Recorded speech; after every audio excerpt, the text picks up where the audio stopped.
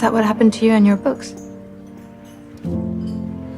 I stopped looking at my books when I stopped loving life.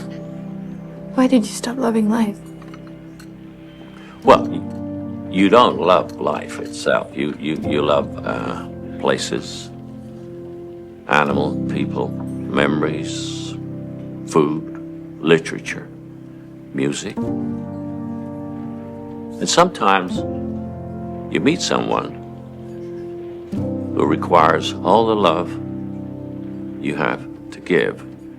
And if you lose that someone, you think everything else is going to stop too.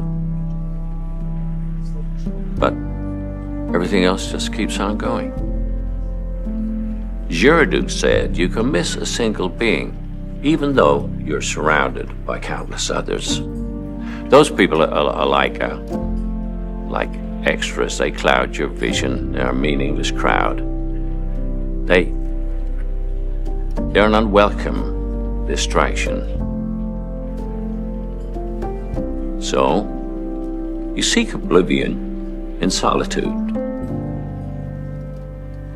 But solitude only makes you wither.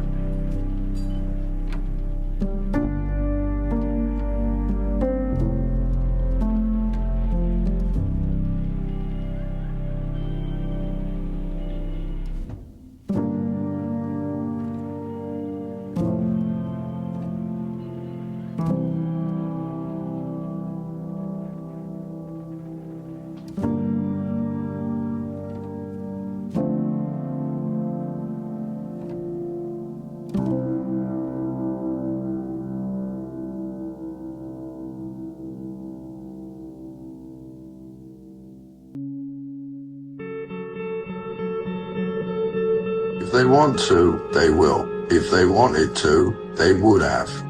Always remember that. See, people, they ain't as complicated as they pretend to be. When they care, you'll know. When they don't, you'll be confused. There's no mystery in effort, mate. No puzzle in priority. If someone truly wants you in their life, they make space, they make time, they make damn sure you know it. If you're standing there wondering where you fit, then you don't. Simple as that. So don't chase, don't beg, don't wait for a ghost to turn around. Some people leave the door open just enough to keep you hoping. Shut it yourself.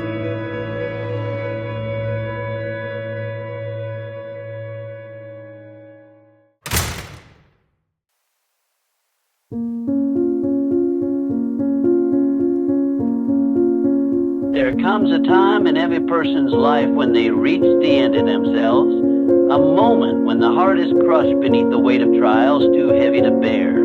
You cry out into the darkness, not sure if anyone is listening. You feel abandoned, forgotten, even broken. But I tell you today, there is purpose in your pain. There is divine intention behind the breaking. For the man God wants to use, he must first break.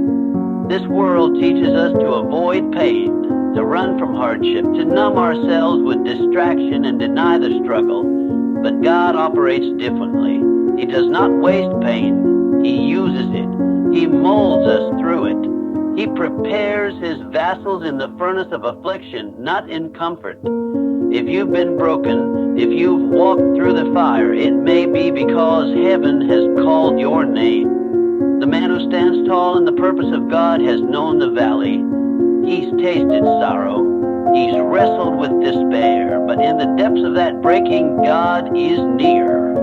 When all you have is a whisper left in your soul, and yet you whisper his name, that is where divine strength is born. You see, God does not use the proud. He resists the arrogant. But the humble, the broken, the ones who limp instead of run, these are the ones he lifts up.